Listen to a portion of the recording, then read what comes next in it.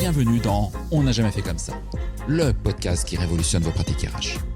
Vous en avez marre des méthodes RH de notre siècle ? Vous cherchez des solutions concrètes qui fonctionnent vraiment ? Alors vous êtes au bon endroit. Dans chaque épisode, je vous dévoile les stratégies qui marchent, les innovations qui changent la donne et les témoignages de ceux qui osent faire différemment. Ah oui, je suis Florent Le Tourneur, fondateur de We Feel Good. Et depuis 2016, ma team et moi avons transformé la communication RH de plus de 150 entreprises et collectivités. Notre mission ? Vous donner les clés pour attirer les talents, fidéliser vos équipes et booster l'engagement. Alors, rendez-vous sur www.wefeelgoodrh.com ou contactez-moi directement sur LinkedIn. Je vous offre un audit gratuit de votre communication RH et je vous mets le lien dans la description de cet épisode. Profitez-en aussi pour vous abonner à ce podcast pour ne rater aucun épisode, bien entendu. Alors, prêt à révolutionner vos pratiques ? C'est parti et excellente écoute. Ce podcast est soutenu par HelloWork, le premier acteur digital français du recrutement. Depuis 25 ans, HelloWork accompagne les entreprises avec ses solutions. Plateforme de recrutement, CV Tech, site carrière ou encore portail de cooptation. Plus de 50 000 pros RH l'utilisent déjà. Et vous ? Découvrez tout ça sur HelloWork Recruteur. Vous trouverez toutes les offres dans le lien en description de cet épisode. Hello à toutes et à tous et bienvenue sur On n'a jamais fait comme ça. Alors mon invité du jour c'est Mathieu Geller, le DRH de HP France. Avant la tech, il a roulé dans des univers plutôt rugueux, l'équipementier automobile chez Sogefi, puis 12 ans dans l'énergie et l'oil and gas chez Baker Hughes, l'ex-General Electric. Des secteurs où on ne fait pas de cadeaux et où l'humain se gagne à la dure. Puis il a posé ses valises chez HP France fin 2022. Presque 20 ans à faire des RH sur tous les terrains, du généraliste au développement des dirigeants en passant par le juridique et le social. Et c'est un DRH qui parle. On l'a déjà entendu décrypter publiquement le fameux Work Relationship Index de HP, ce baromètre mondial sur notre relation au travail. Et le constat fait mal. En France, à peine un salarié sur 5 se sent bien dans son boulot. C'est exactement de ça qu'on va parler, pourquoi ça déraille et surtout ce qu'on peut concrètement y faire. Mathieu, bienvenue sur le podcast. Merci Florent, bonjour. Merci de ton invitation et bonjour à toutes et à tous. Un grand merci Mathieu de ta présence. On enregistre aujourd'hui dans de superbes locaux parisiens. On gardera l'adresse secrète. Mais on est bien au calme. Un grand merci effectivement à ton agence de com Edelman qui nous a mis en relation, ce qui est très, très sympa. Alors Mathieu, tout le monde ne te connaît pas. Avant de rentrer dans le sujet, j'aimerais bien que tu nous racontes un petit peu ton histoire, ton parcours, tes convictions. Et puis ce qui s'est passé effectivement pour que déjà tu souhaites rejoindre le monde des ressources humaines. Comment ça s'est passé ? Et puis ta vision des univers que tu as traversés avant de rejoindre HP France.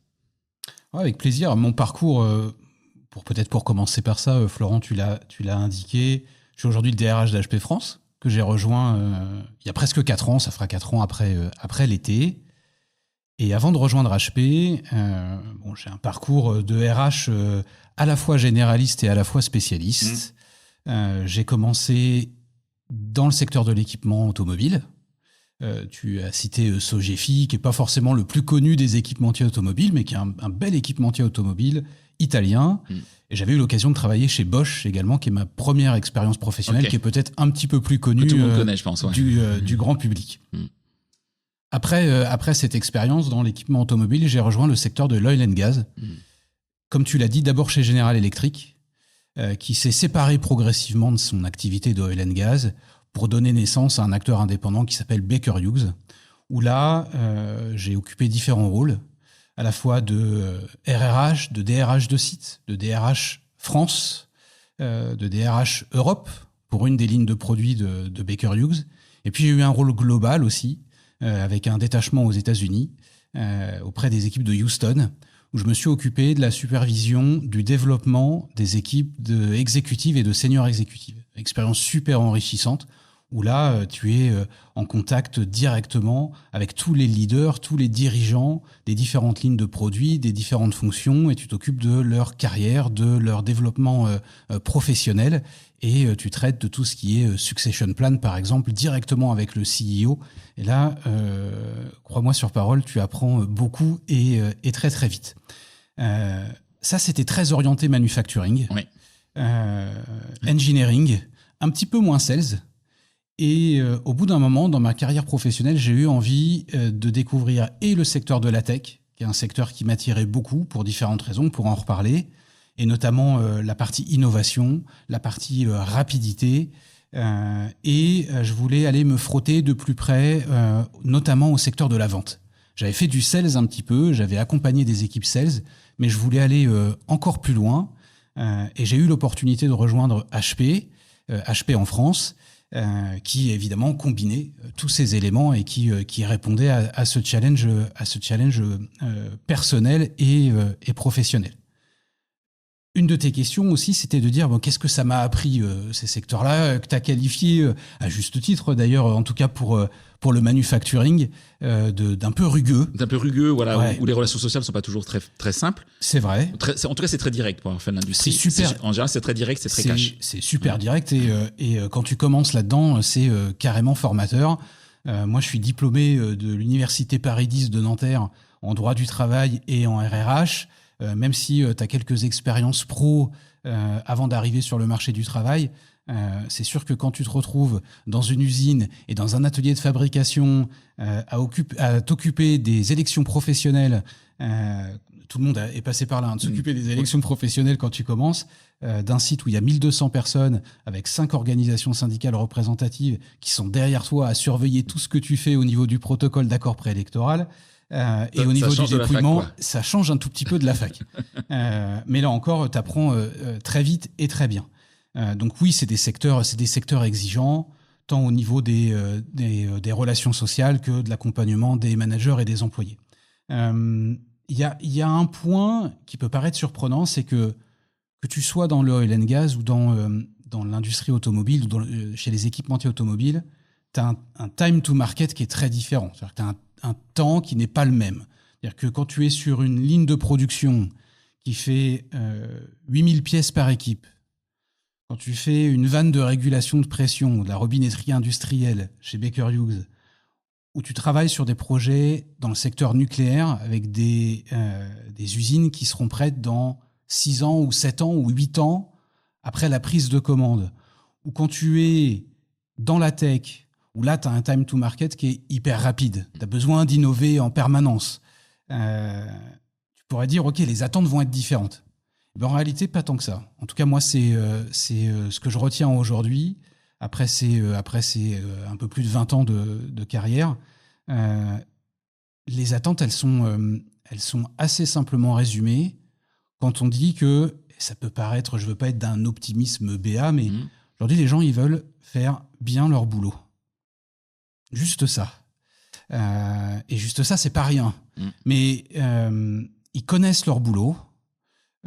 J'ai toujours travaillé dans des environnements où il y avait pas mal d'ancienneté, une fidélité à l'entreprise, un attachement à l'entreprise. Les gens, ils ont envie de continuer le plus longtemps possible et de bien faire leur job. Et ce en quoi ils croient, c'est la confiance sur la durée. C'est pas du one shot. Et quand tu es RRH ou DRH, cette confiance, quel que soit le secteur d'activité, elle s'acquiert sur la durée, sur les promesses tenues et sur les engagements tenus. Quand tu dis OK, tu feras cette formation, tu t'arranges pour que la personne ait cette formation ou que ton plan de formation puisse répondre à la demande. Quand tu as un meeting et tu dis « je reviens vers vous », c'est cette phrase qu'on déteste tous, là, tu reviens vers les personnes, tu reviens vers les managers, tu reviens vers les dirigeants avec lesquels tu travailles et tu leur donnes le truc. Et là, la confiance, elle se construit.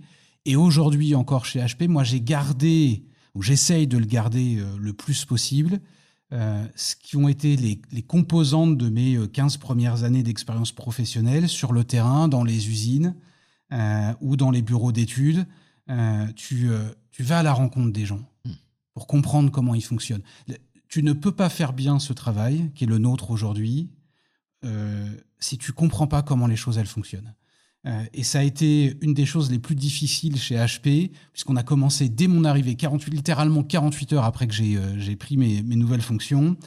J'ai commencé sur un très gros sujet, puisqu'on a engagé les discussions avec les IRP pour faire un changement de convention collective. Ouais, c'est pas un petit sujet. Ouais. Voilà. Donc on passait de la métallurgie, où HP était historiquement depuis des années et des années, vers le commerce de gros. Ok, d'accord.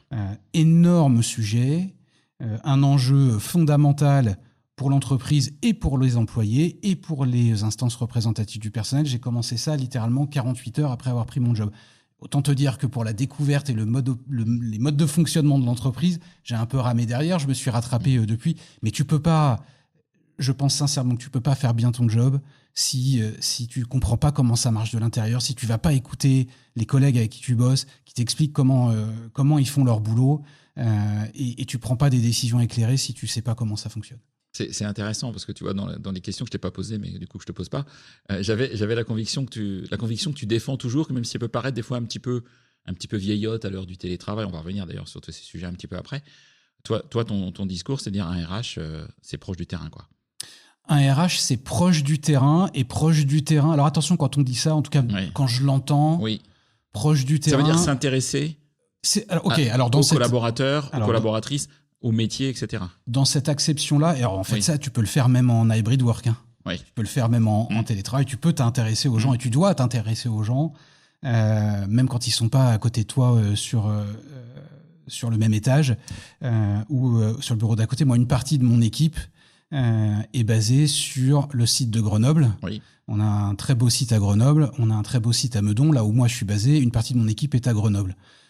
Même si je m'y rends très régulièrement en présentiel, physiquement, je me connecte avec eux tous les jours, ou quasiment, et on doit prêter autant d'attention à ce qu'ils font, même quand ils ne sont pas à côté. Donc on peut le faire, je pense, aussi bien en hybride. Mais oui, bien sûr, c'est aller discuter avec les équipes, comprendre ce qui se fait, passer une tête dans un meeting. Bien sûr, moi, je fonctionne comme ça, en tout cas.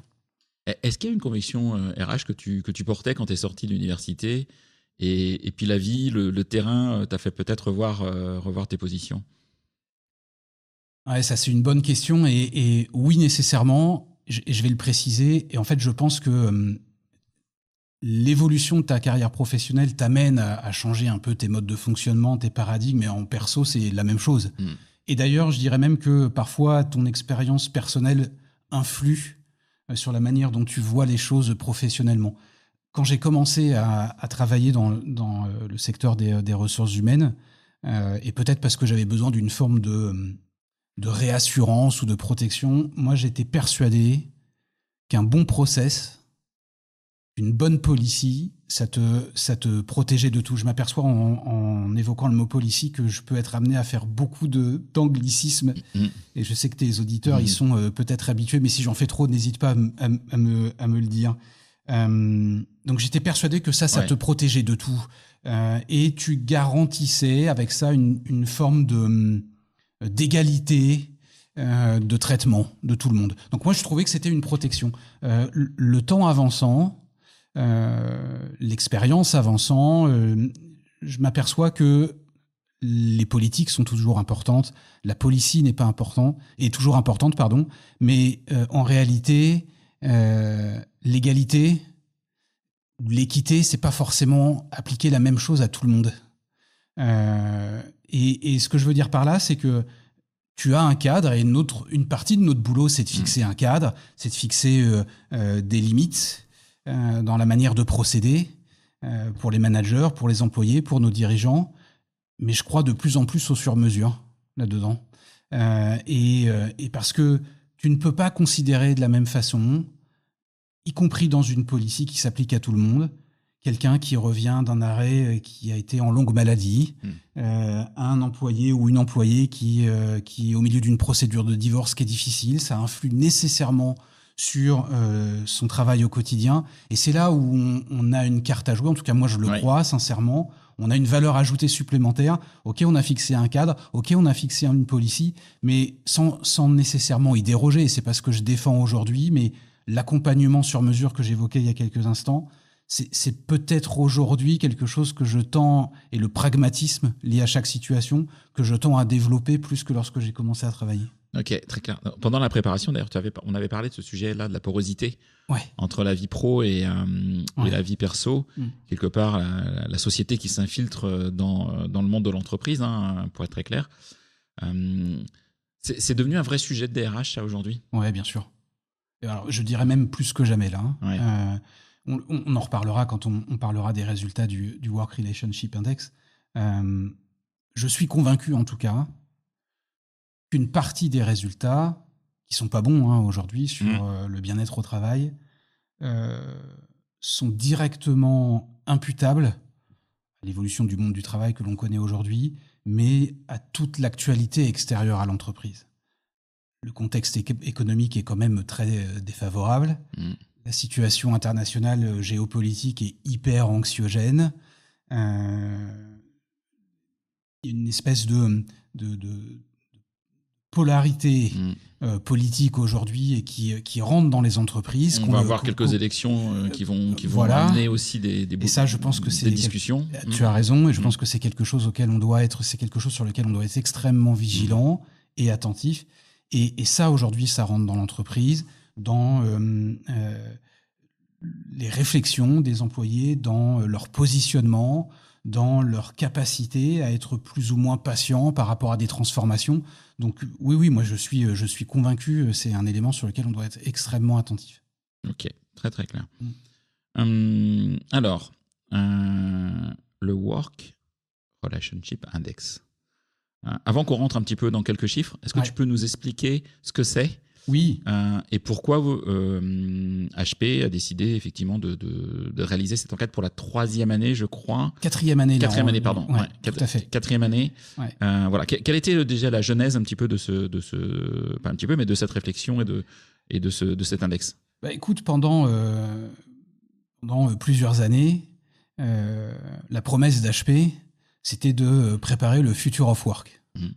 Le Future of Work, on y est aujourd'hui, mais il y a 4-5 ans, on bossait là-dessus, on innovait là-dessus, on apportait sur le marché des outils qui permettaient aux personnes comme toi et moi, à nos clients, de travailler dans un monde hybride, puisqu'on sait que le monde du travail a considérablement évolué depuis la crise Covid.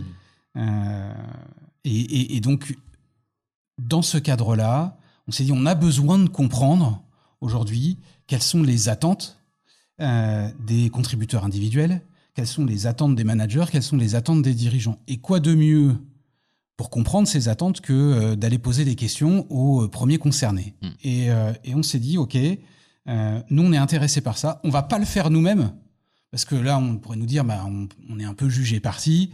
OK, on propose des produits sur le marché, et donc on va aller guider, orienter les résultats. Donc non, nous, on est intéressés par ça, et on va demander à un organisme extérieur à HP d'aller interroger plus de 18 000 collaboratrices ou collaborateurs dans le monde entier, sur l'ensemble des continents, quel que soit leur niveau de responsabilité. Comme je le disais, on a des contributeurs individuels, des managers, des dirigeants de business qui ont été sollicités, et le résultat de cette enquête, c'est le Work Relationship Index, c'est le WRI. Donc on a diffusé là en 2025 pour la 4e année consécutive. La prochaine édition arrivera en septembre prochain.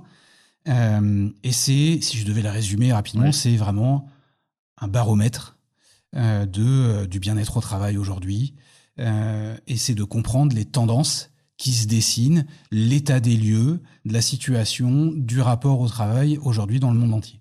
Alors justement, si on zoome sur quelques chiffres, alors l'idée c'est pas de faire le détail de tous les chiffres. De toute façon, je mettrai dans la description de l'épisode le lien si vous voulez télécharger le WRI, on va l'appeler par son petit nom, le WRI, la dernière édition. Il y avait quand même un chiffre qui a été frappant.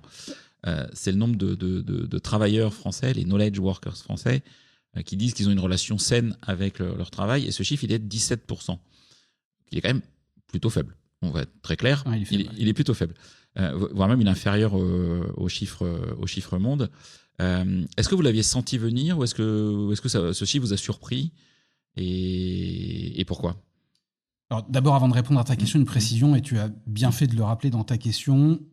Les personnes qui sont interrogées dans le cadre de ce WRI, sont ce qu'on appelle des knowledge workers. Donc, si on devait faire une traduction un peu hasardeuse, c'est les travailleurs du savoir. Donc, on va être plutôt sur des populations d'ingénieurs et cadres. Pour type col blanc, ce qu'on appelle un col blanc. Col blanc, exactement, pour reprendre une terminologie qu'on connaît. Et c'est plutôt vers ce public qui est dirigé le WRI. Pour répondre à ta question, est-ce qu'on a été surpris par ce chiffre de 17%, qui est pas un bon chiffre, on peut pas se satisfaire de ce pourcentage-là de salariés qui disent être bien dans leur job aujourd'hui. Alors, on l'avait quand même un peu senti venir. Okay. Pourquoi je dis ça ? Parce que dans l'édition précédente, c'était pas 17, c'était 21%. Donc, on était un petit peu mieux. On était un petit peu mieux en termes de résultats. Bon, maintenant, 17%, t'as 4 points d'écart. Ça s'est dégradé. Honnêtement, ça veut dire quoi ? Ça veut dire que quand tu fais un meeting avec 10 personnes, ça veut dire que tu as moins de 2 personnes dans la pièce qui estiment avoir une relation saine avec leur job. Soit parce qu'ils sont surchargés de boulot, soit parce qu'ils n'ont pas les bons outils, soit parce qu'ils sont détachés, désengagés, pour reprendre là encore un terme qu'on utilise beaucoup en ce moment, mais sur 10 personnes qui participent au même meeting que toi, t'en as à peine 2 qui disent « Ok, je suis bien dans mon job aujourd'hui ». Et on parlait tout à l'heure de l'impact du monde extérieur. Je pense qu'une des raisons de cette décroissance, ce passage de 21 à 17%, c'est aussi ce contexte-là, dont on ne peut pas faire abstraction. On a, comme je le disais tout à l'heure, à la fois le contexte économique, le contexte géopolitique.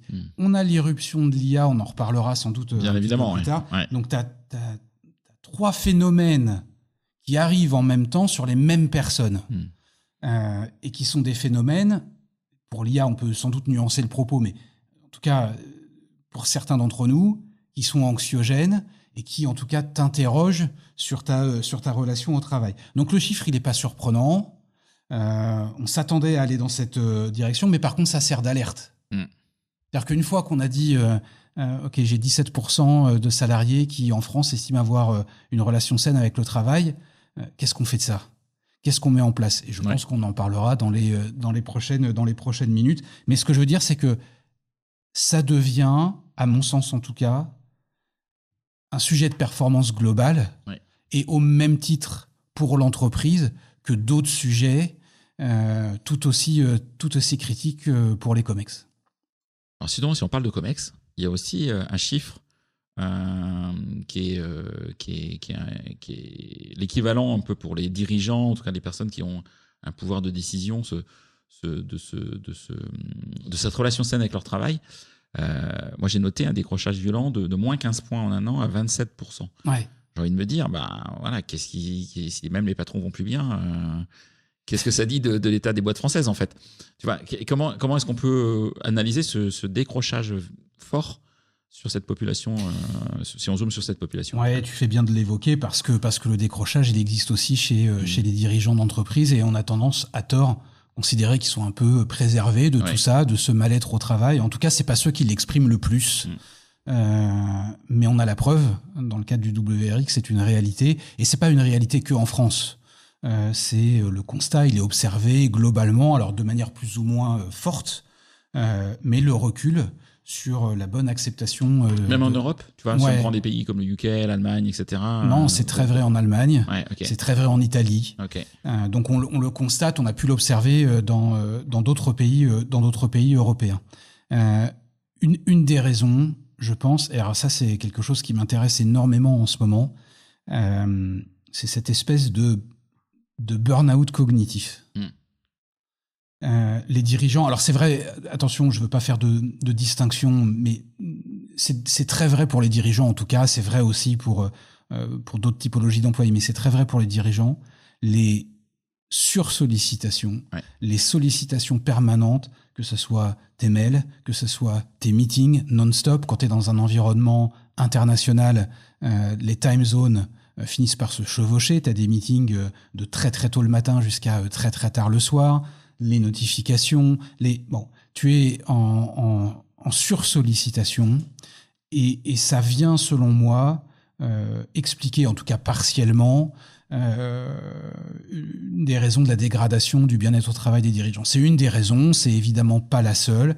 Il y a aujourd'hui des responsabilités qui sont considérables, qui pèsent sur les épaules de ces dirigeants. Alors ça, c'est de tout temps. Quand tu diriges une boîte, quand tu as des grosses responsabilités, tu dois être habitué à ça. Mais je parlais du contexte, il s'applique aussi du contexte externe, il s'applique aussi aux dirigeants.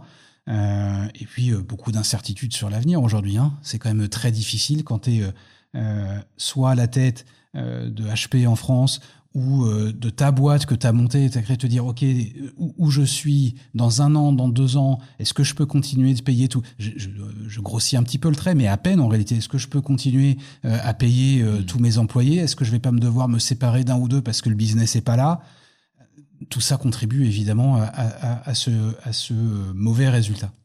Je peux confirmer, tu vois, j'ai 2 entreprises, je fréquente pas mal d'entrepreneurs et puis les chiffres sont pas bons en France, 70 000 entreprises qui sont liquidées tous les ans quand même. Donc, je reviens sur un sujet que tu as abordé, qui est la charge cognitive. Il y avait il y a quelques jours l'université de la NDRH dans le sud. J'ai la chance d'y être. Je sais pas si tu y allais. Tu n'y étais pas. Voilà. Et Jérémy Lamry, que j'ai eu aussi sur ce podcast, Jérémy Lamry a fait un pitch sur le sujet pour introduire un peu l'université. Et c'était l'un des sujets d'introduction de l'université. Parce que ça touche tout le monde, y compris notre profession. Y compris notre profession RH. Bien entendu. Effectivement. Et pour lui, aujourd'hui, je reprends les notes. J'ai noté parce que je trouvais ça super intéressant. La charge intrinsèque qui est liée à la complexité d'un sujet, par exemple, quand tu changes de convention collective, tu vois, aujourd'hui, c'est 20% à peu près de notre temps. Et 80% aujourd'hui de notre temps, c'est de la charge extrinsèque. Bref, tout ce qui perturbe notre concentration, le bruit, les notifications, le mail, je frappe à la porte, le Teams, enfin, on en a tous, etc. Et aujourd'hui, a priori, on passe 80% de notre temps à ces sujets-là versus 40% de notre temps il y a quelques années encore, etc. Donc, c'est une véritable douleur, je dirais, en ce moment. Là, on parle de notre profession RH, là, on est un peu égocentré, mais largement dans la population des cadres, en tout cas, c'est que vous le ressentez, quoi. Mais c'est un énorme enjeu aujourd'hui, et d'autant plus. Alors, je ne veux surtout pas m'improviser l'expert que je ne suis pas en la matière, mais on sait tous, en tout cas, toutes celles et tous ceux qui nous écoutent savent qu'en plus, quand tu as ces sollicitations, tu reçois une notification, tu as quelqu'un qui vient frapper à ta porte parce qu'il y a un sujet. Quand tu réponds et que tu prends le temps de répondre à cette sollicitation, pour retrouver le niveau de concentration qui était le tien avant cette sollicitation, il faut plusieurs dizaines de minutes. Et c'est comme ça que les journées passent très très vite, mais qu'en réalité, je ne suis pas étonné par le chiffre que tu évoques. C'est-à-dire que le temps réellement dédié à ton projet et au chantier que tu es en train de mener est finalement assez faible en proportion du temps beaucoup trop important qu'on passe au bureau et à gérer notre activité professionnelle. Ouais, c'est très clair. Alors, avant de rentrer un petit peu sur les leviers d'amélioration, ce que l'on peut faire, etc., j'avais juste un dernier chiffre que je voulais voir avec toi issu du WRI. 49% des salariés français estiment que l'entreprise priorise le profit plutôt que les personnes. Ce chiffre, je l'ai trouvé élevé. Après, une entreprise est aussi là pour faire du profit, donc c'est pas un gros mot. Enfin, en tout cas, dans ma bouche, ça ne l'est pas. Maintenant, 49% des salariés estiment qu'il y a la priorité au profit versus les personnes. C'est quoi ton analyse de ce chiffre, toi, ou votre analyse HP France ? Alors écoute, mon analyse, et au risque peut-être de me répéter, ça vient apporter de l'eau à mon moulin, de ce que j'évoquais tout à l'heure, de l'irruption de l'extérieur, du monde extérieur vers le monde de l'entreprise. Cette petite musique-là, elle n'est pas nouvelle. On l'entend quotidiennement. Les questionnements sont légitimes. Aujourd'hui, est-ce qu'il est cohérent d'avoir un Elon Musk qui, après l'entrée en bourse de SpaceX, vaut 1 milliard 1000 milliards de dollars. Le chiffre me paraît tellement aberrant que j'ai du mal. De fortune. Donc, alors, même si c'est de la fortune professionnelle, ça reste de la fortune. Ok, mais là, je dirais que il y a une érosion entre la personne et donc l'exemple est peut-être pas très très bon, mais ça interpelle. Et aujourd'hui, les salariés, en tout cas une bonne partie d'entre eux, s'interrogent sur le mécanisme de la répartition de la richesse qui contribue à créer dans l'entreprise, et est-ce que finalement ils ont la juste part de ce qui leur revient, et au-delà, je dirais même au-delà de la juste part financière, est-ce que je suis bien positionné en termes de rémunération ou en termes d'autres avantages? Je crois que c'est au-delà de ça, c'est une question de reconnaissance. Donc oui, ton point était sur la répartition des richesses, et puis on accorde plus d'importance à la génération de profits qu'au bien-être des employés. Il y a tout un tas de paramètres, mais derrière ça, moi j'entends aussi celle qu'on accorde à la reconnaissance du travail réalisé. Et là-dessus, je pense qu'on a beaucoup d'actions à mener pour revenir à un niveau qui est correct. La reconnaissance n'est pas là où elle devrait être aujourd'hui. Même avec participation, intéressement, d'ailleurs qui ne concerne pas tout le monde. Alors, qui est loin de concerner tout le monde. On sait qu'il y a des entreprises qui ne peuvent pas, en tout cas qui ne le mettent pas en place, et qui n'y sont pas obligés d'ailleurs. Mais je veux aller au-delà de ça. Il y a ces périphériques de rémunération qui sont extrêmement importantes, très variables, mais c'est le principe. Mais moi, je voudrais insister sur vraiment la reconnaissance des managers de proximité, des dirigeants, sur le travail accompli par les équipes, sur un gros dossier, sur un gros chantier. Et on a perdu un petit peu cette capacité à prendre le temps. Et je le fais le lien avec le burn-out cognitif dont je parlais. Quelque chose d'aussi simple, quelque chose d'aussi primaire dans le rôle d'un manager, quel que soit son niveau, qui est de dire merci. De fêter les victoires, moi j'appelle ça fêter. Et de fêter les victoires. Voilà, fêter les victoires, c'est pas forcément un feu d'artifice, et puis voilà, c'est juste d'en parler. On est complètement d'accord. De saluer à l'occasion d'un meeting avec les équipes. Voilà, là on a super bien travaillé, là on a performé, là on a gagné ce client, là on vient de lancer un produit parce que X ou Y ou Z dans telle équipe a tout explosé, a vraiment... Ça, je trouve qu'on le fait plus assez. Et j'encourage les managers de proximité, j'encourage les dirigeants et les membres de Comex à prendre ce temps. Et là encore, ça peut paraître, quand on l'entend comme ça, mais avec ça, tu vas pas résoudre grand-chose. Non, mais ça part de là. Ça part de là. Et je peux assurer aujourd'hui que la reconnaissance, le fait de célébrer les victoires est tout aussi important pour les équipes que la reconnaissance financière. Très très clair. Alors justement, dans le message de l'étude, il y a des messages positifs quand même. Où on va y venir très clairement, c'est les leviers d'amélioration. Et une grande partie des leviers d'amélioration sont aujourd'hui dans les mains des entreprises. Concrètement, ça veut dire quoi pour un DRH qui nous écoute aujourd'hui, ou un RH qui nous écoute? Qu'est-ce qu'il peut faire? Qu'est-ce qu'elle peut faire? Ça veut dire quoi pour un DRH ou un dirigeant quand tu as 85% des répondants qui estiment qu'on a les leviers pour faire évoluer les choses? Déjà, ça veut dire qu'on peut. C'est un signe d'espoir, comme ça. C'est un super signe d'espoir. Les collaborateurs disent mon entreprise peut le faire, en fait. C'est un super signe d'espoir. Et en même temps, c'est quand tu es dirigeant d'entreprise ou DRH, c'est super inconfortable comme chiffre. C'est-à-dire que si tu bouges pas, la perception, en tout cas, c'est que tu le fais par choix, plus que parce que tu en es vraiment empêché ou tu n'as pas les leviers. Là, on dit vous avez les leviers. Et les leviers, ils sont de plusieurs ordres.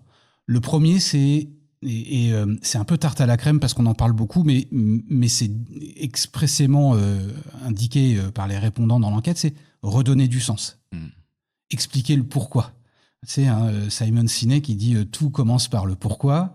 Ça n'a jamais été aussi vrai. On a besoin d'expliquer les choses. Je disais en ouverture de cette interview que finalement les employés, ils veulent, en tout cas ceux que j'ai eu l'occasion de côtoyer, ils veulent tous un petit peu la même chose. Ce que je dis aussi, c'est qu'ils sont tous capables de comprendre les problématiques d'une entreprise. Tous. Et là, je trouve que ça a considérablement évolué par rapport à il y a 20 ans. Tout le monde est très lucide sur, en tout cas je le crois moi, sur la situation des entreprises, plus ou moins simple, plus ou moins difficile. Et tout le monde peut comprendre qu'il y a parfois des moments difficiles à passer dans une entreprise. Ce qu'ils ne comprennent pas, c'est pourquoi on ne le dit pas, ou pourquoi certaines décisions sont prises sans être explicitées. Et donc redonner du sens, ça fait au travail, ça rentre pour moi dans ce cadre-là, même si le message est compliqué à passer, et c'est aussi notre rôle en tant que DRH ou RRH, d'aller être porteur d'un message, parfois compliqué, mais de l'expliciter, de le faire rentrer dans la dynamique complète de l'entreprise. Donc d'abord redonner du sens.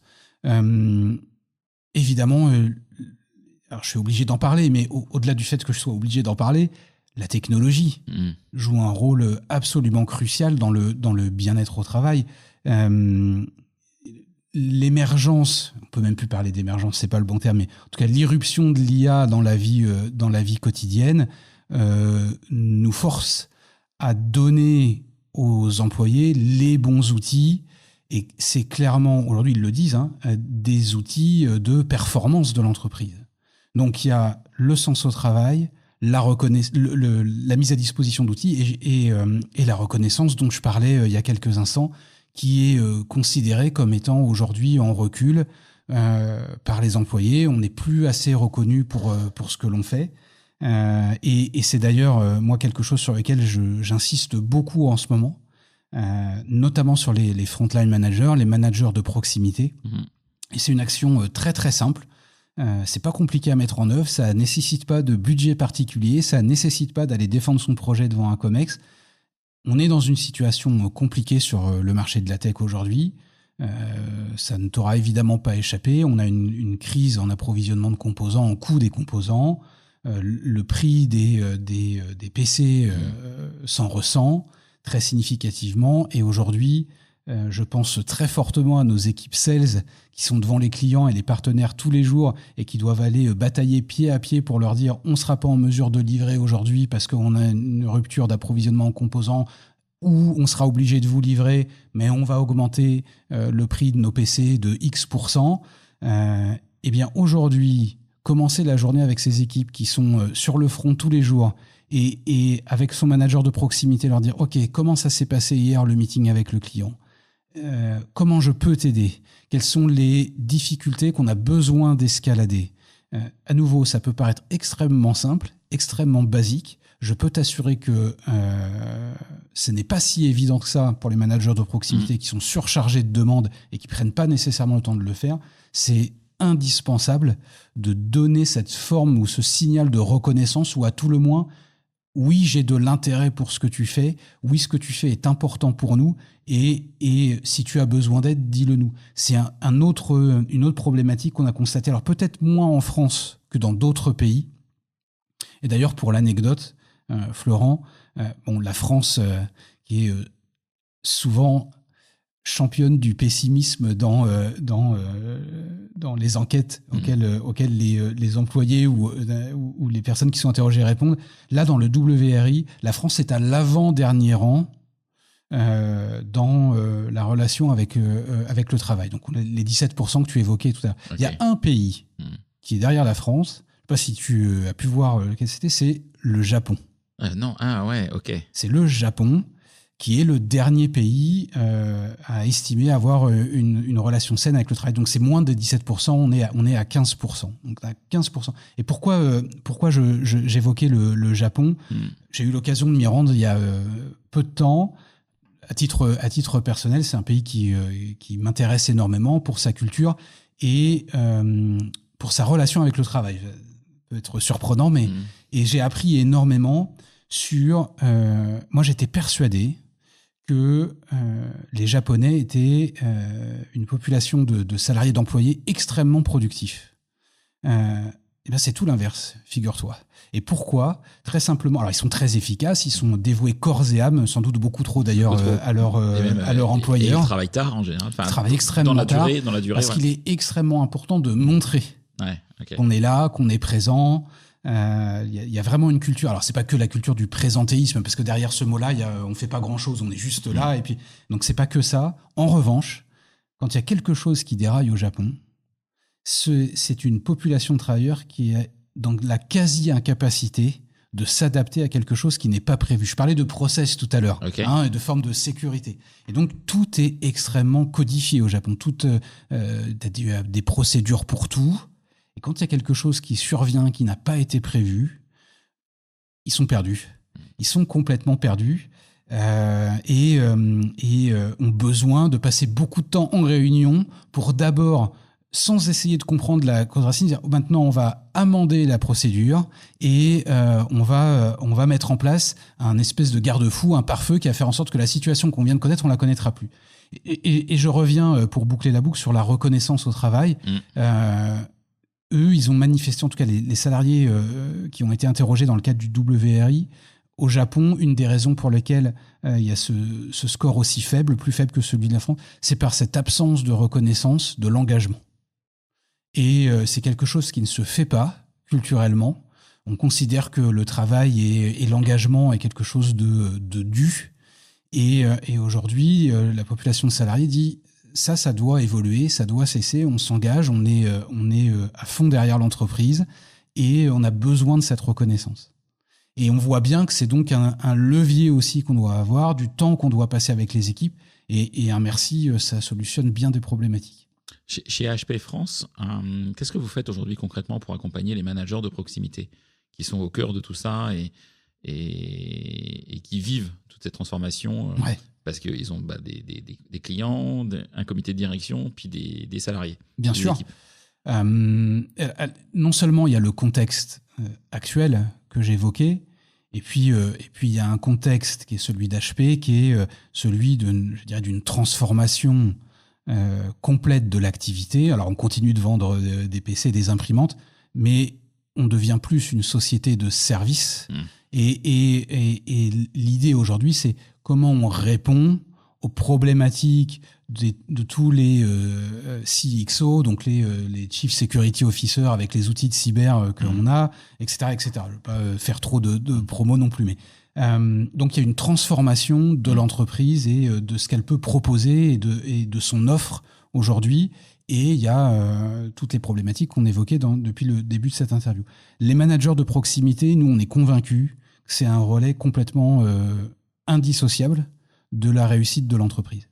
On est beaucoup à penser ça, mais une fois qu'on a dit ça, qu'est-ce qu'on met en place ? Eh bien, qu'est-ce qu'on met en place ? À plus forte raison, dans un contexte où je pense qu'on n'a pas assez accompagné les managers de proximité. Okay. Il y a eu beaucoup de formations pour les COMEX, il y a eu beaucoup de formations pour les dirigeants, et tant mieux, il en faut. Pour les managers qui sont relativement bien positionnés dans la pyramide de responsabilité, les managers de proximité, je pense que c'est un petit peu les équipes oubliées de ces dernières années. En tout cas, il n'y a pas eu assez d'investissement pour les accompagner sur toutes ces transformations du travail post-Covid, avec la mise en place de l'hybrid work. Donc nous, qu'est-ce qu'on met en place concrètement depuis plusieurs années ? Et en tout cas, on met vraiment l'accent dessus depuis 2 ans, c'est qu'on a d'abord été à leur écoute. Et on leur a dit, en fait, de quoi vous avez besoin aujourd'hui ? Là encore, ça peut paraître très basique, mais on n'a pas voulu arriver avec quelque chose de tout prêt, clé en main, qu'on a demandé à un organisme de formation extérieure, aussi qualifié soit-il. On a fait des tours de table, on a fait des meetings, on a dit qu'est-ce qui a changé aujourd'hui dans votre métier ? Vous qui êtes manager de proximité, nouvellement désigné, nouvellement nommé, nouvellement promu ou plus ancien. Et ils nous ont fait part de leurs difficultés. Oui, c'est aujourd'hui difficile de manager dans un monde hybride, même si nous, chez HP, on avait la chance d'y être habitués avant l'épisode Covid, qui fait qu'on a eu la chance de pouvoir éviter le panic mode de tout le monde. Oui, vous étiez déjà en mode hybride avant le Covid. Nous, on était en hybride depuis plusieurs années déjà. C'est quelque chose qu'on avait mis en place localement et à l'échelle du groupe. Donc, on connaissait déjà ça. Okay. Néanmoins, là, ça a été évidemment multiplié par 100, par 1000, quasiment en 24 heures. Donc, il y a forcément un accompagnement des équipes qui n'est pas le même. Chez HP, il faut savoir aussi qu'une grande partie de nos managers qui sont présents en France, qui sont dans nos effectifs, encadrent des équipes en France et à l'étranger. Okay. Certains sont basés en France et n'ont que des équipes à l'étranger. Donc, eux étaient déjà habitués à ça, mais malgré tout, les choses évoluent. Donc, ils avaient besoin d'accompagnement sur le management en mode hybride et en full remote. Ils avaient besoin d'accompagnement sur un certain nombre d'outils qui avaient été déployés dans le groupe sans nécessairement l'accompagnement suffisant, même s'il est présent et qu'il existe. Donc, on a besoin de se rafraîchir les idées sur le management de la performance dans l'entreprise. Bref, tout un, j'allais dire, un écosystème de données dont ils avaient besoin. Et nous, on a créé un programme en interne dédié à leurs problématiques. Et une que j'ai oubliée et qui me revient maintenant, c'est tout ce qui est centré autour de l'intelligence émotionnelle et comment on aide à solutionner un conflit. Je suis toujours stupéfait et je me dis il faut vraiment qu'on les aide par la difficulté qu'ont les managers de proximité ou d'ailleurs d'autres managers avec un level au-dessus, si je puis dire, dans la difficulté à solutionner un conflit et à en tirer quelque chose de positif.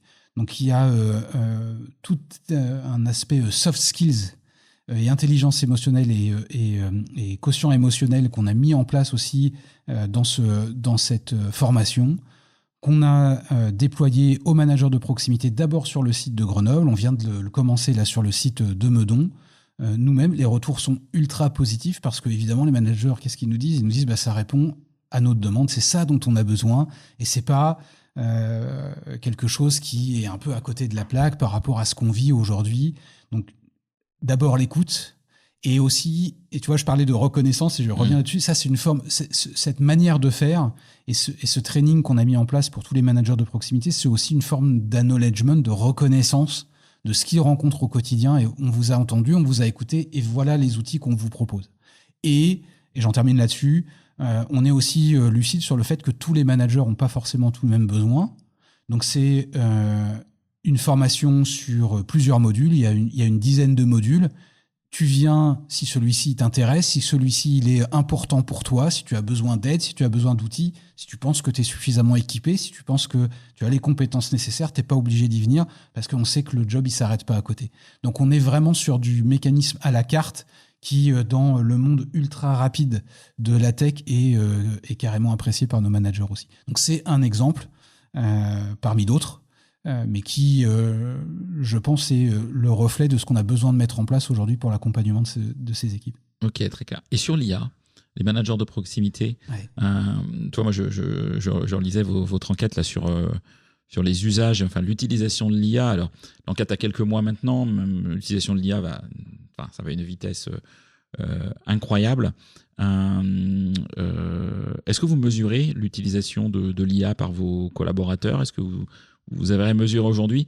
Et quid des managers de proximité? Comment est-ce que vous accompagnez pour que ce soit bien utilisé, avec des usages sains, en évitant de shadow IA, etc.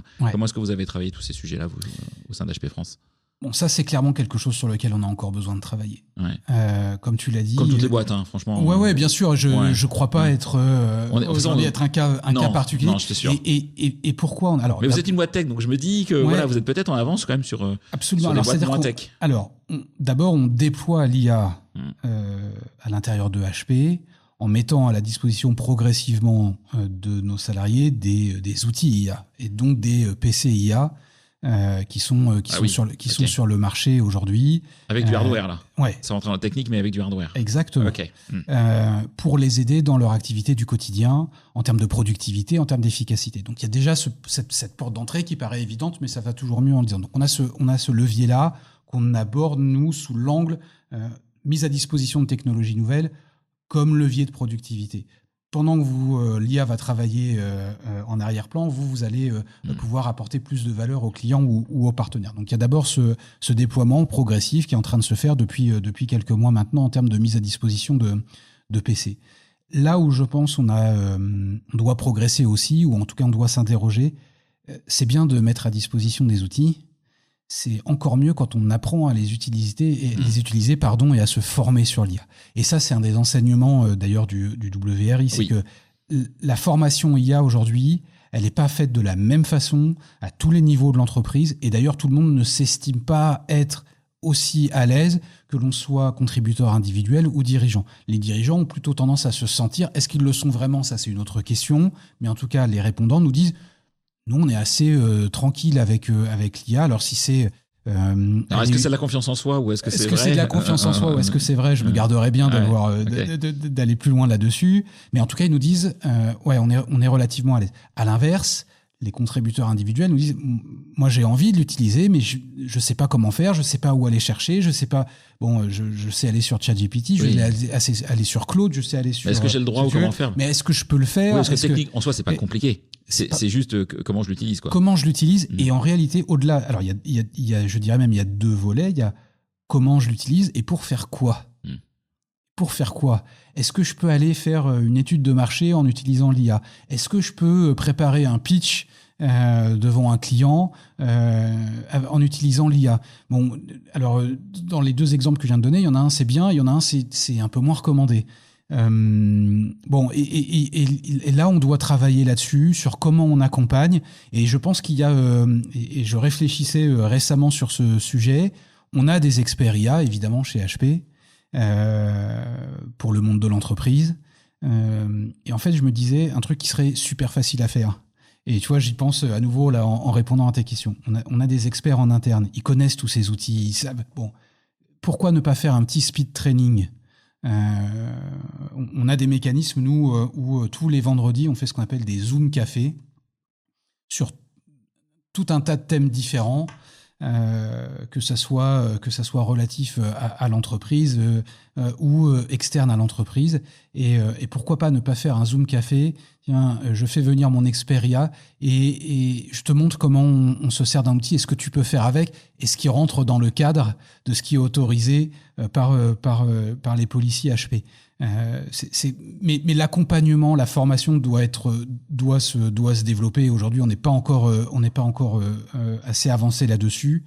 Et puis, tu sais, je sais pas quel est ton point de vue là-dessus, Florent, mais c'est hyper difficile de savoir où on en sera dans 1 an, dans 2 ans avec l'utilisation de l'IA. Est-ce que quand tu vois la rapidité à laquelle ça se développe aujourd'hui, commencer à construire au niveau de COMEX, de stratégie déploiement, alors que peut-être celle-ci, elle tombera à l'eau dans 2 mois, parce qu'il y aura eu un truc nouveau qui serait arrivé. Alors ça, c'est pas, il n'y a pas d'excuse dans ce que je dis, il faut pas s'exonérer de ses responsabilités en tant qu'employeur. Mais c'est quand même vachement dur de se projeter sur ce que sera l'IA dans 1 an ou dans 2 ans, et donc de ce qu'il faut mettre en place pour accompagner son adoption qui, de toute façon, là par contre, j'en suis convaincu, va être encore plus importante que ce qu'elle est aujourd'hui. Je pense que quelqu'un qui nous dit qu'il est capable de prédire le monde du travail en 2030 avec l'IA, il est fort. Mais regarde, les experts aujourd'hui, de toute façon, tu lis tous les jours la presse,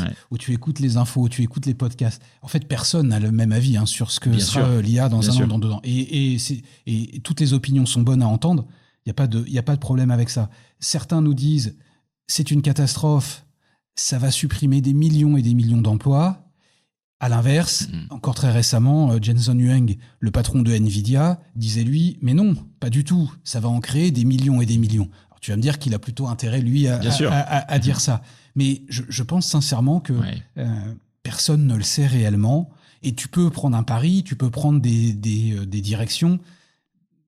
Personne ne sait exactement où on sera dans 2 ans. Non, c'est hyper intéressant. Je vais t'entendre sur un sujet parce que ce matin, je disais les échos, et les échos étaient sur justement l'IA et les jeunes diplômés.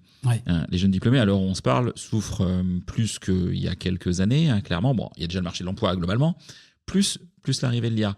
Et en fait, les échos interviewaient des industries qui utilisent beaucoup de jeunes. On va prendre le monde du conseil, par exemple. Et il disait, bah oui, d'un côté, effectivement, on pourrait se dire on prend moins de jeunes parce que potentiellement on pourrait remplacer par de l'IA, bon, si tant est qu'on va là-dedans, mais en même temps, on se tire une balle dans le pied parce que ces jeunes, c'est nos forces vives de demain, parce qu'ils vont grandir, puis qu'ils vont avoir de l'expérience, etc. C'est quoi votre vision ? Est-ce que c'est un sujet dont vous commencez à aborder chez HP France ? Est-ce que vous vous êtes dit, bon, on arrête d'embaucher des jeunes diplômés parce qu'on remplace tout ça par de l'IA. Je suis un peu caricatural, évidemment.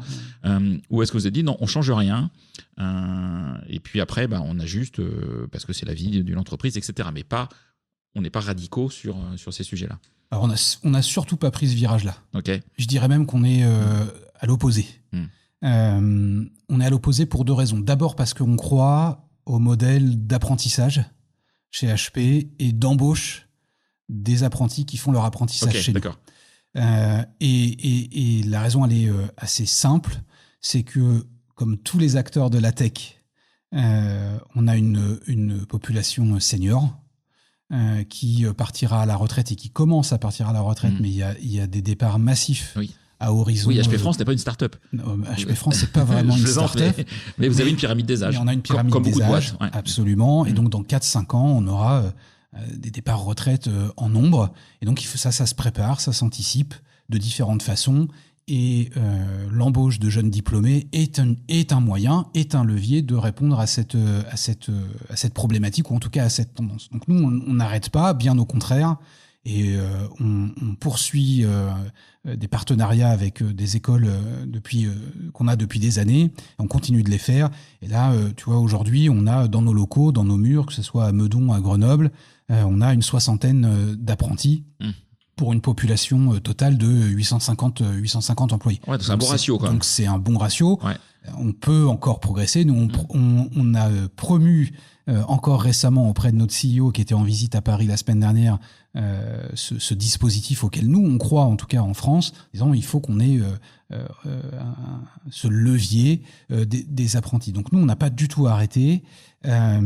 Et au-delà de ce mécanisme-là, on croit surtout que les jeunes qu'on embauche, c'est pas, je vais être un peu brutal dans le thème, on ne les embauche pas pour faire des tâches subalternes où ils ont la même valeur ajoutée. D'abord, ils sont là pour apprendre un job. Ils le font avec des tuteurs qui sont des tuteurs expérimentés et qui seront peut-être amenés à remplacer dans quelques années. Donc, on est là pour leur donner les clés de l'avenir professionnel de demain, et eux, ils nous apportent aussi énormément avec leur perception du monde du travail et peut-être même un certain nombre de clés qui peuvent nous aider à résoudre des situations un peu difficiles lorsqu'on parle de conflits intergénérationnels. Donc nous, on continue ça, et de manière générale, je crois qu'il c'est faire fausse route, en tout cas pour un certain type d'activité, de dire il faut tout transférer à l'IA. Je le transpose au monde RH. Bon, il est illusoire de penser qu'il y a des activités qui existeront encore dans 5 ans ou dans 10 ans dans le monde RH. Les activités de reporting, sur une partie du recrutement. Aujourd'hui, on fait tous du tri de CV en utilisant l'IA. Je parlais de reporting, ils seront faits par l'intelligence artificielle. Mais ça, est-ce que c'est problématique ? Moi, je ne le crois pas, en tout cas. À titre personnel, les chats de premier niveau, par exemple, aussi. Exactement. Les réponses de premier niveau. Exactement. Et ça, aujourd'hui, dans toutes les grosses structures, il y a déjà des chatbots qui ont fait d'énormes progrès, d'ailleurs, ces dernières années, pour répondre aux questions des employés. Alors qu'ils n'aiment pas trop ça en France, le chatbot a pas le vent en poupe parce qu'on veut continuer de parler à l'humain. Ça, c'est intéressant parce que tu vois, j'en ai parlé avec pas mal de gens autour de moi, et en fait, tout le monde dit, moi, je veux bien un chatbot si j'ai la possibilité d'un moment de dire, bon, ok, j'arrête de discuter avec l'IA, je veux parler avec Jean-Jacques ou Marie, quoi. Et ça, faut le conserver. Ouais. Et ça, il faut le conserver. Mais même si on assure l'employé qu'il a cette possibilité, le simple fait d'aller loguer ton ticket auprès du chatbot et dire tiens, est-ce que je peux faire ça ? Est-ce que j'ai le droit d'aller mettre 2 jours de congé à cette période-là ? C'est pas encore naturel, c'est pas encore entré dans le mur. Ça viendra, mais ça va demander un petit peu de temps. Mais pour revenir aux activités RH, donc les activités de premier niveau, les reporting, une partie de l'administration du personnel sera entièrement déléguée à l'IA d'ici quelques années. Mais ça donne en fait une encore plus grande valeur ajoutée à ce qui reste. Et moi, je suis vraiment convaincu de ça. D'abord, il y a plein d'avenir pour ce métier, parce que là où on aura de la valeur ajoutée, ça sera sur le conseil, ça sera sur l'accompagnement, ça sera sur la calibration de la réponse qu'aura pu être apportée à l'IA, ça sera peut-être sur l'arbitrage d'un certain nombre de sujets. Et ce qu'on fait déjà aujourd'hui va prendre une importance encore plus significative. Et c'est ça l'avenir de la fonction pour moi. C'est là où il y a de la valeur ajoutée dans les prochaines années. Très, très, très clair. Alors le temps tourne, j'ai encore multiples questions. On pourrait faire 2 épisodes, je pense, avec toi, Mathieu. C'est pas trop un sujet. J'ai quand même parce que tu parles de l'avenir de la fonction. Il y a des jeunes RH qui nous écoutent. Tu vois, ce podcast est utilisé par des enseignants, des profs dans des écoles RH. C'est quoi le conseil que tu donneras à des jeunes RH qui nous écoutent aujourd'hui et qui débuteraient, qui vont sortir de leur université à la fin cet été, et quel conseil tu leur donnerais pour la rentrée professionnelle 2026? Surtout de poursuivre dans la voie RH. Ok, de rien lâcher. De rien lâcher. Même si c'est dur de trouver peut-être son premier job aujourd'hui.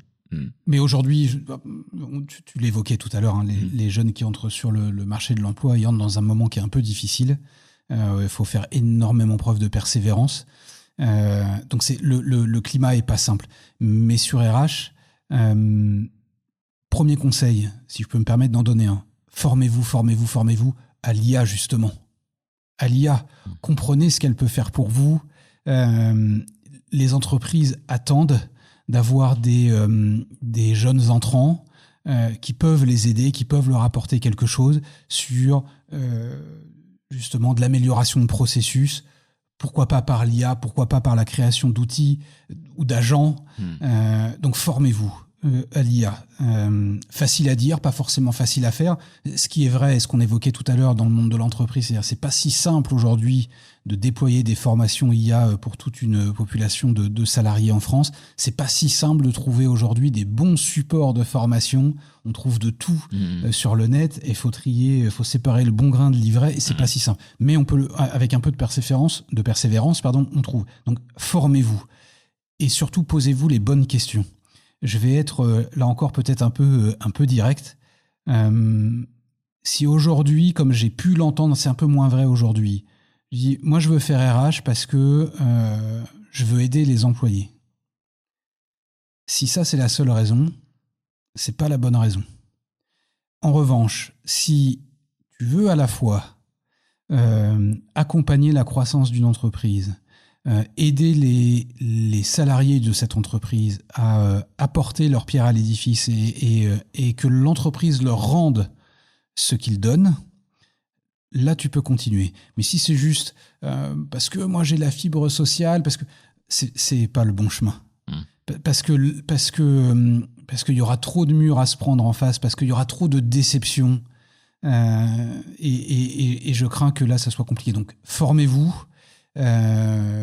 Recherchez tout ce qui est possible en termes d'IA, et posez-vous la bonne question du pourquoi. À nouveau, j'y reviens. Pourquoi vous voulez faire ça? Mais il y a plein d'avenirs. Je parlais là tout à l'heure de le rôle de HR Business Partner qu'on connaît dans les structures anglo-saxonnes et dans d'autres, mais vraiment d'accompagnement des managers dans la résolution de leurs problématiques RH, d'arbitrage, d'apporter peut-être un peu de pragmatisme, de calme dans la tempête aussi, de courage, de posture décisionnelle.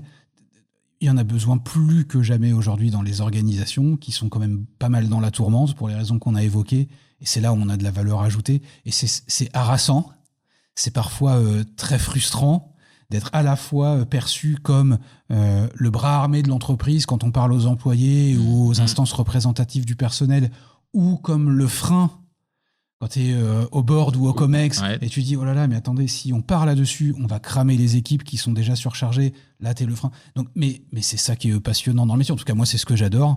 Et c'est ce qui est extrêmement gratifiant et valorisant quand tu arrives à, je dirais, aligner les positions pour tout le monde et faire en sorte que les choses se passent. Ok, très très clair, Mathieu.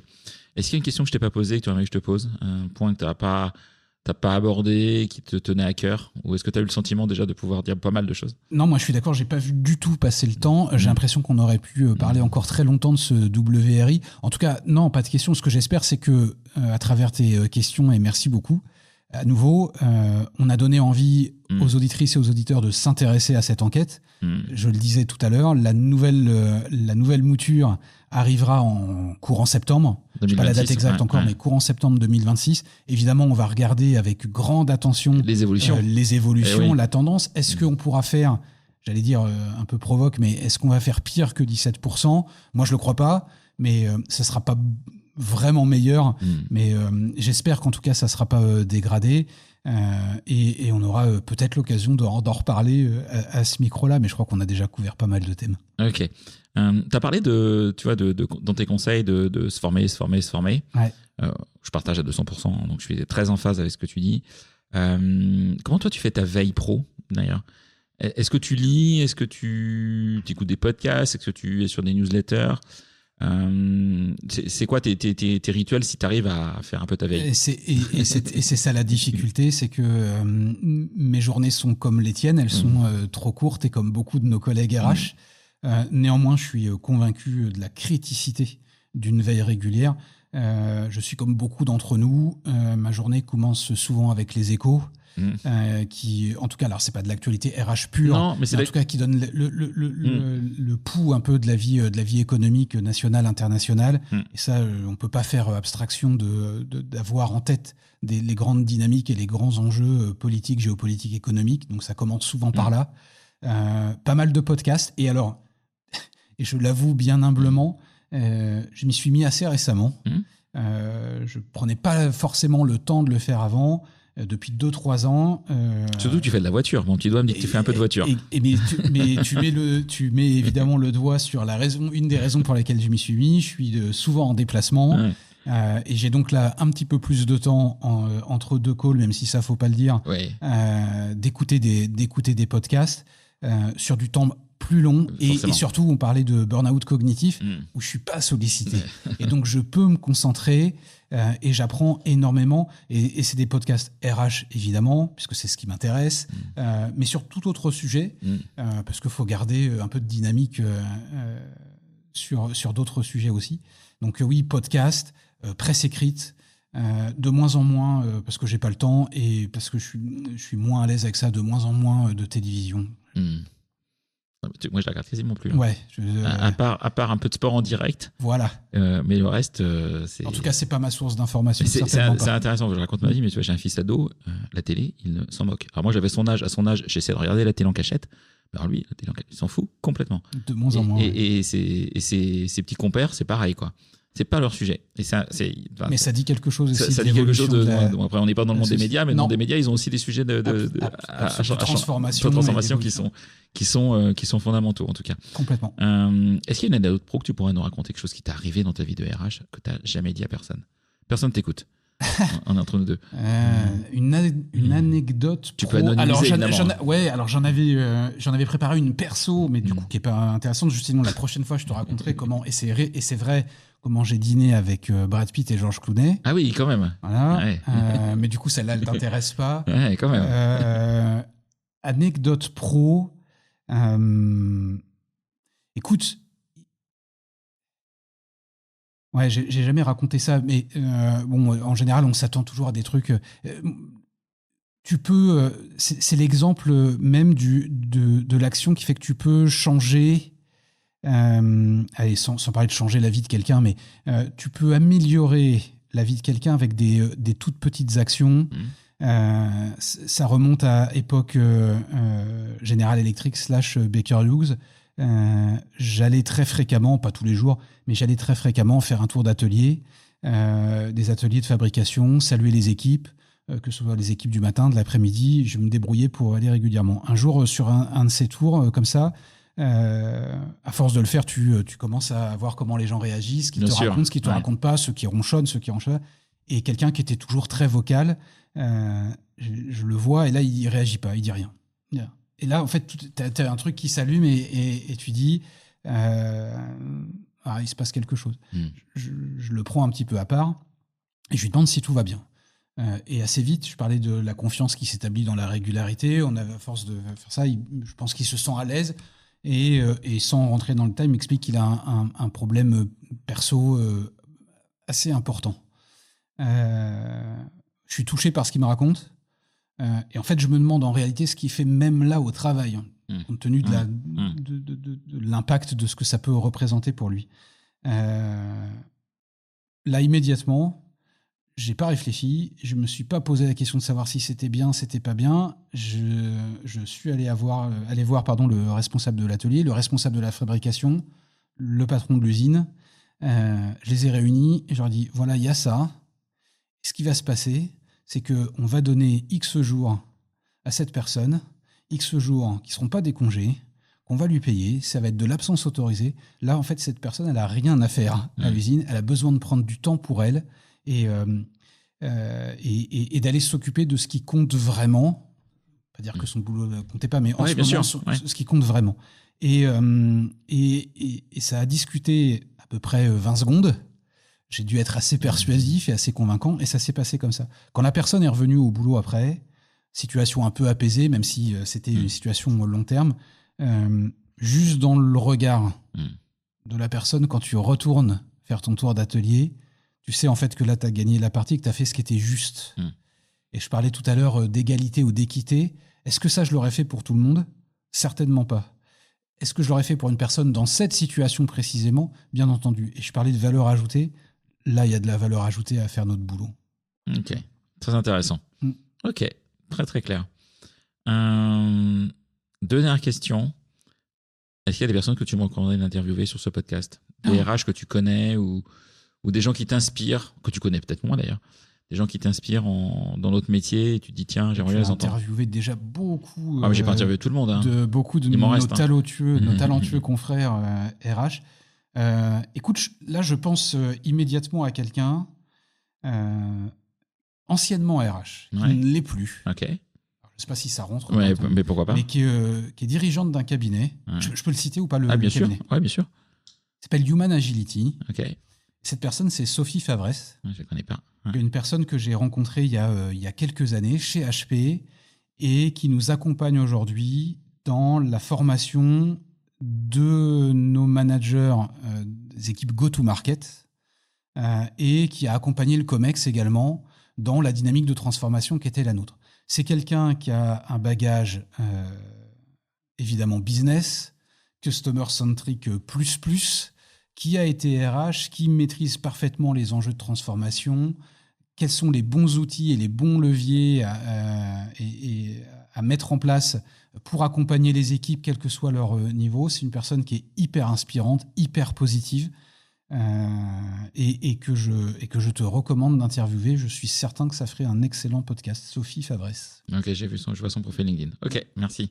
Si j'ai besoin, je t'en parlerai et si tu peux me mettre en relation. Avec grand plaisir. En relation avec elle. Ouais. Je t'ai dit, il restait 2. En fait, il reste toujours 2. Mais une facile et puis une peut-être moins facile. Ouais. Si tu n'étais pas DRH, tu ferais quoi ? Ah, tu veux pas savoir ça. Si j'étais pas DRH ? Ouais, à part dîner avec des stars. Alors ça c'est ok. Ça, on en parlera un autre jour. Sincèrement, je ferais quelque chose de complètement différent. Alors quand j'étais petit, je voulais être guitariste dans un groupe de heavy metal. Ok. Bon, ça c'est on oublie maintenant. J'ai plutôt plaisir à aller les voir qu'aller. Bon, donc ça c'est plié. Il y a un secteur d'activité qui me passionne et qui me met vraiment des étoiles dans les yeux, c'est l'hôtellerie-restauration. Ok. Je suis toujours abasourdi par la qualité d'un service, par la qualité d'une prestation. Je trouve que c'est un métier de passion. Je trouve que le mien aussi l'est. La restauration, l'accueil d'un client, l'expérience client, c'est quelque chose qui m'aurait beaucoup plu, je crois, de toucher du doigt. Ok. Il y a une question facile. Comment on peut te joindre si on a envie de te parler ? LinkedIn ? Ouais, LinkedIn. Non, LinkedIn, c'est le plus simple. T'arrives à répondre entre 53 messages de prospection que tu as eu dans la journée ? Alors, je suis pas immédiat. Je suis pas immédiat, mais ça reste malgré tout le plus simple. Ouais. C'est le plus simple. Ok. Un grand merci, Mathieu, pour ton temps, pour ton franc-parler, pour la précision de tes propos aussi. C'était très riche. En tout cas, moi, j'ai passé un bon moment. J'espère que vous avez passé un bon moment aussi. Et j'espère que toi, Mathieu, tu as passé un bon moment. J'ai adoré l'exercice. Merci beaucoup à nouveau de ton invitation, Florent. C'était vraiment, vraiment super, hyper enrichissant aussi. C'est pas des exercices qu'on a l'habitude de réaliser tous les jours. C'était pas le premier. J'espère que ça sera pas le dernier. En tout cas, au plaisir de venir parler à nouveau de HP France et du WRI avec toi quand tu auras une disponibilité. Un grand merci en tout cas. Merci beaucoup. À bientôt. Merci à tout le monde. C'est terminé pour ce bel épisode. Merci de l'avoir suivi en entier. Pour ne pas rater le prochain, d'ailleurs je prépare plein de chouettes entretiens pour ces prochaines semaines, abonnez-vous à On n'a jamais fait comme ça. C'est le bouton suivre sur Apple Podcast ou s'abonner simplement sur Spotify. N'hésitez pas également à mettre 5 étoiles si vous avez apprécié ce podcast et à me contacter via LinkedIn pour tout commentaire ou toute suggestion d'invité. À bientôt!